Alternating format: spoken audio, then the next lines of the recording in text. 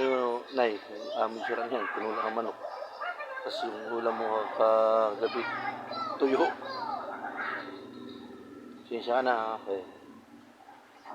Maharap ka naman sa kamutangan.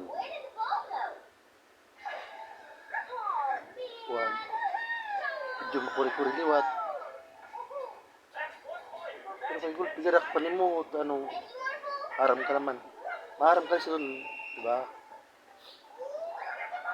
Kung magkaupod laki, di ka na agad magsulat tamban, pastilan. Pero kay, basta maharam ka naman, di ba? Tambangan ka.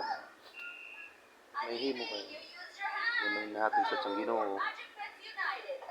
Kaya bra, kay, haram ka man sa akin nakakakwarta. Para yung pinapadagaan.